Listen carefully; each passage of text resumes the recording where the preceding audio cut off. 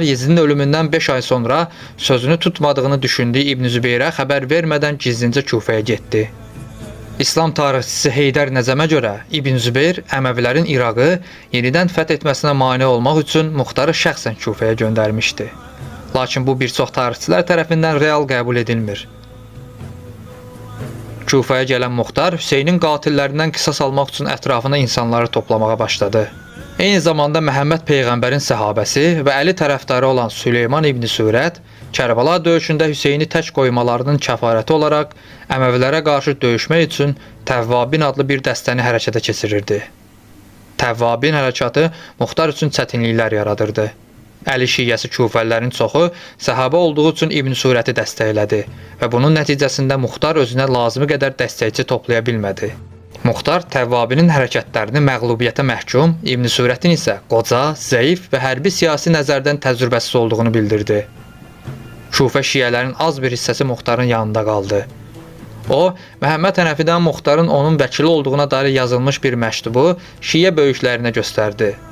Muxtarın iddiaların doğruluğundan şübhə duyan bir qrup Kufəli bunu doğrulamaq üçün Məhəmməd Hənəfiyyənin yanına Məkkəyə getdi. Hənəfiyyə, Peyğəmbər ailəsinin düşmənlərindən intiqam almaq üçün Allahın istifadə edəcəyi hər hansı bir vasitədən razı olduğunu bildirdi. Hənəfiyyənin bu sözlərini Muxtarın iddiasının doğrulanması olaraq şərh etdilər və Muxtara qatılmaq üçün geri döndülər. İndiyə qədər əmin olmamış güclü bir Əli tərəfdarı və Nəxəi qəbiləsinin lideri olan İbrahim ibn Əjdəri qazanmaq üçün Muxtar, Hənəfiyyə tərəfindən yazıldığı iddia edilən bir məktubu ona təqdim etdi. Məktubda Hənəfiyyə özünü görünüşdə Mehdi olaraq adlandırır və İbrahimi Muxtarı dəstəkləməyə çağırırdı. Bəzi şübhələrini dilə gətirdikdən sonra İbrahim sonda Muxtara qatıldı. Ərəblərdən əlavə olaraq 500-ə qədər məvali olan şiyyə Muxtarın əmri altına girdi.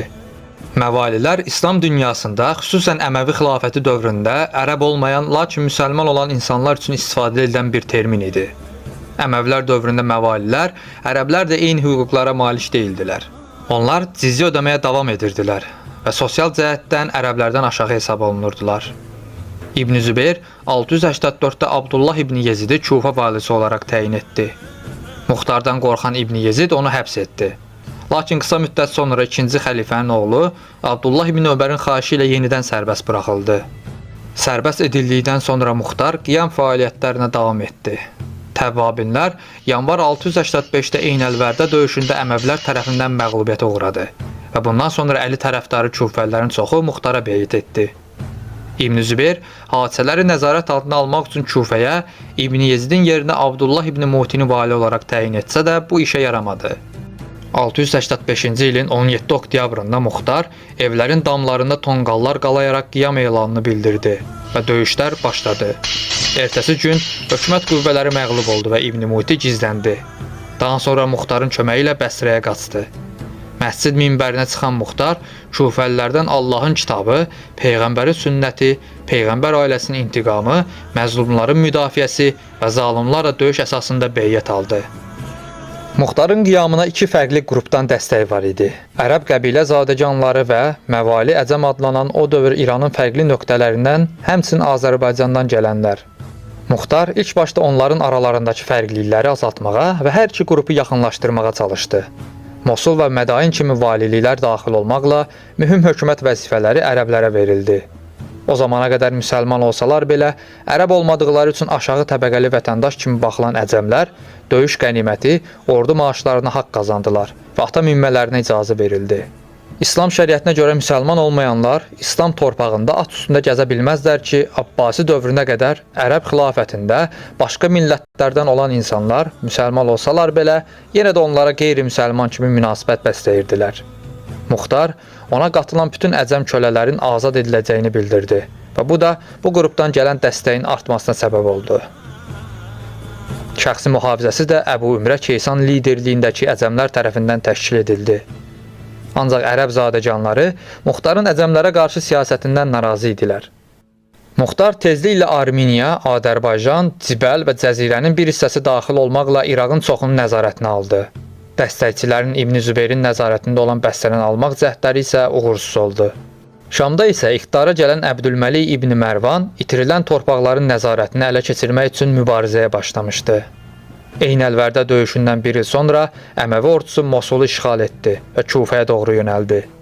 Muxtar Yezid ibn Ənəs rəhbərliyində 3000 süvari göndərdi. 17 iyul 686-da özlərindən 2 dəfə böyük Əməvi ordusunu Mosul yaxınlığında məğlubiyyətə uğratdılar. Ağır xəstə olan İbn Ənəs daha sonra öldü. Ölməmişdən qabaq əmri ilə bütün Suriyalı əsirlər edam edildi.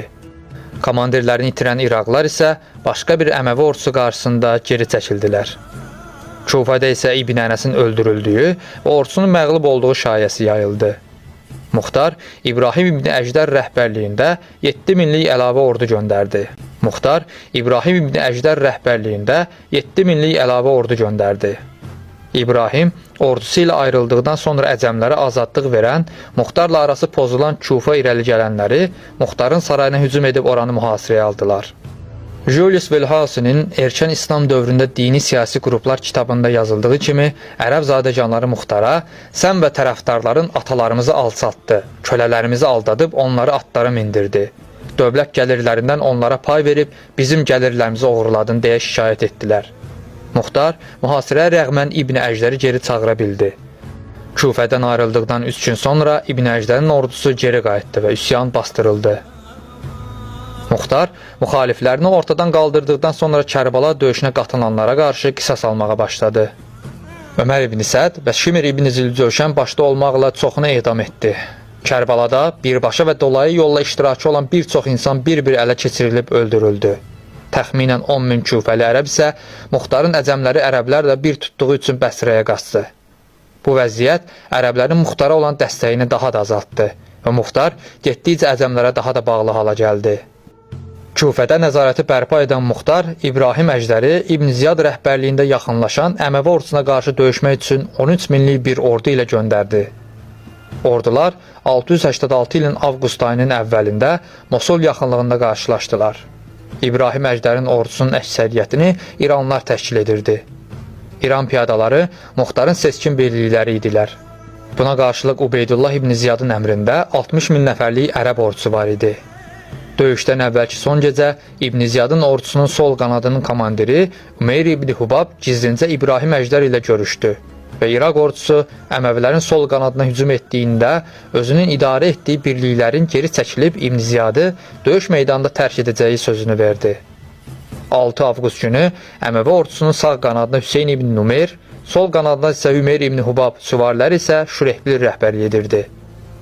Döyüş başladıqda ilk olaraq Hüseyn ibn Numeyr İraq ordusunun sol qanadına hücum etdi. Nizamlı Əməvi ordusu İraqlıların sol qanadına ağır itki verdirdilər. İbrahim Əjdər Ümeyr ibn Hubabın sözünə sadiq qalıb, geri çəkiləcəyinə ümid edərək Süfyan ibn Yezid rəhbərliyindəki sağ qanadı Əməvilərin sol qanadı üzərinə hücuma göndərdi. Ancaq Ümeyr mövqeyini tərk etmədi və şiddətli döyüşlər başladı.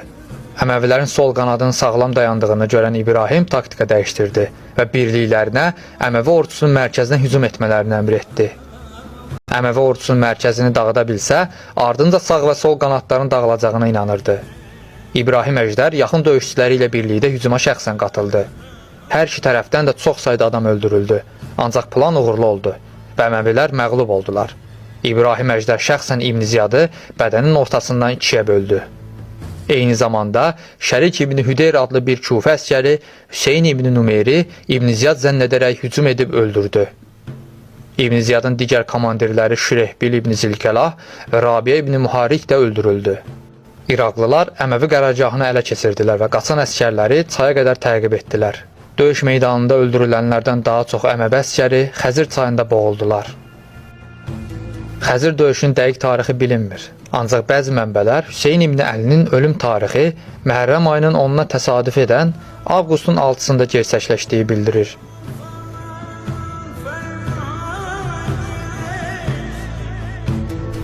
İbn Zübeyr valisini Kufədən qovan Muxtar daha sonra Zübeyrə məktub yazaraq onu sözünü tutmamaqda ittiham edərək şikayət etmiş, buna baxmayaraq yenə də İbn Zübeyrə itaat etdiyini bildirərək lazım olduqda dəstək verəcəyini söyləmişdi.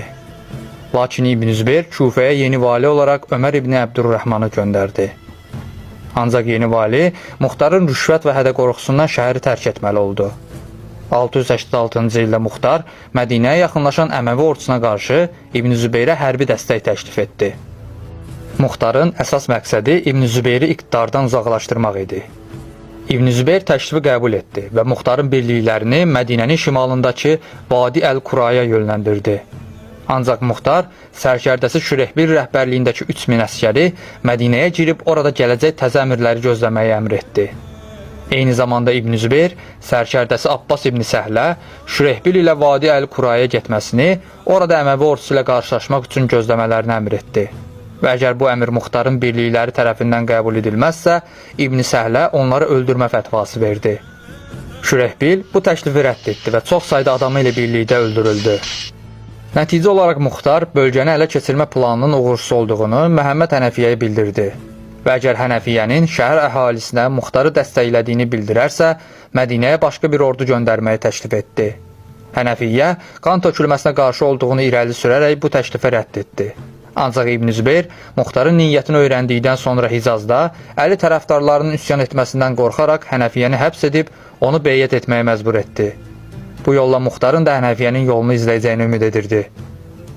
Məhəmməd Hənəfiyyə Muxtardan kömək istədi və Muxtar sürətlə 4000 güclü döyüşçü göndərib onu xilas etdi. Bu hadisə bu vaxta qədər üzdə itaat göstərən Kufə ilə Məkkə arasındakı münasibətlərin daha da pisləşməsinə səbəb oldu. 687-ci ildə Bəsrə valisi və Abdullah İbn Zübeyrin kiçik qardaşı olan Musəb İbn Zübeyr Kufəyə hücum üçün hazırlığa başladı. Ordusunun mühüm bir qismi Muxtardan qaçan Kufə qəbilə başçıları və zadəganları idilər. Həmçinin Musəb o sırada xəvarizlərlə döyüşən təcrübəli sərkərdə Müəlləb İbn Əbu Səfranı da çağırdı. Muxtar ən güclü adamlarından biri olan İbrahim Əjdəri ordusu ilə köməyə gəlməsi üçün çağırdı. Lakin görünür bu sıralarda Muxtarın İbrahim Əjdər ilə arası dəymişdi. İbrahim Əjdər Mosul və yuxarı Mesopotamiyanın valisi idi. Musəbin bu ayrılığın arxasındakı faktorlardan birisi olduğu güman edilir.